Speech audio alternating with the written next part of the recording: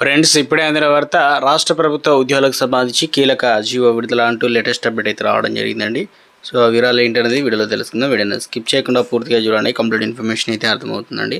మొదటిసారిగా ఛానల్ వస్తే తప్పకుండా సబ్స్క్రైబ్ చేసుకొని bell button all notification activate చేసుకోండి. చూస్తున్నారు కానీ లైక్ చేయడం మర్చిపోతున్నారండి. దయచేసి లైక్ చేయండి. లేట్ చేయకుండా వీళ్ళకి వెళ్ళిపోదామండి. మనం తెలంగాణలో మే 7వ తేదీ నుండి సమ్మెకు ఆర్టీసీ ఉద్యోగులు పిలుపునిచ్చిన విషయం తెలిసిందే. గత నెలలో సమ్మె నోటీస్ ఇచ్చిన తర్వాత ప్రభుత్వంతో జరిగిన చర్చల సఫలం కాకపోవడంతో ఎట్టకేలకు సమ్మె మార్గం ఉద్యోగులు సిద్ధమయ్యారు. తాజాగా ఉద్యోగులను ఉద్దేశించి తెలంగాణ ఆర్టీసీ యాజమాన్యం కీలక ప్రకటన విడుదల చేసింది. ఈ ప్రకటన ద్వారా ఆర్టీసీ ఉద్యోగులు సంస్థకు చేస్తున్న కృషిని కొనియాడుతూనే ఆర్థిక పరిస్థితిని ఉద్యోగులు ముందుంచేటువంటి ప్రయత్నం చేసింది. సౌహృదయంతో అర్థం చేసుకోవాలని ఉద్యోగులు చేయాల్సిందంతా చేస్తున్నామని చెప్తూనే గీత దాటితే ఉద్యోగులకు ముప్పు తప్పదంటూ హెచ్చరించారు.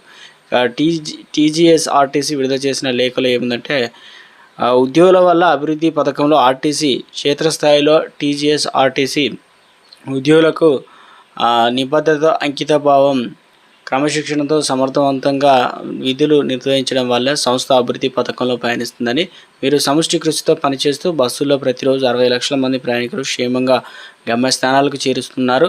ఆర్టీసీ సంస్థను అన్ని తామై ముందుకు నడిపిస్తున్న ఉద్యోగుల సంక్షేమ విషయంలో యాజమాన్యం ఏమాత్రం రాజీ పడడం లేదు. సంస్థకు వచ్చే ప్రతి రూపాయిని మీ సంక్షేమం కోసం వెచ్చించడం జరుగుతుంది. మీ అందరికీ కూడా తెలుసు, ఆర్థిక భారం ఉన్నా ఆదుకుంటున్నాం.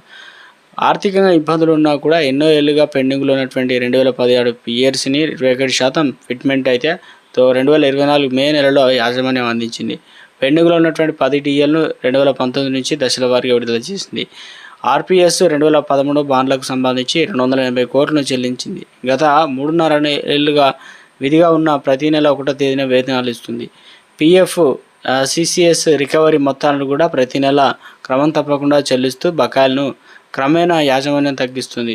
టీజీఎస్ ఆర్టీసీ ఆర్థిక పరిస్థితి మీకు తెలియని కాదు. ఆర్థిక కష్టాల్లో ఉద్యోగుల సంక్షేమానికి మొదటి ప్రాధాన్యత సంస్థ ఇస్తుంది. ఇప్పుడిప్పుడే కోలుకుంటూ అభివృద్ధి పథకంలో పయనిస్తున్న సంస్థకు ఉద్యోగులు సమ్మె అనేది తీరని నష్టం కలుగుతుందని, ఆర్టీసీని బాగుంటే మనమంతా సంతోషంగా ఉంటామని, సమ్మె వల్ల ఉద్యోగులకే నష్టం.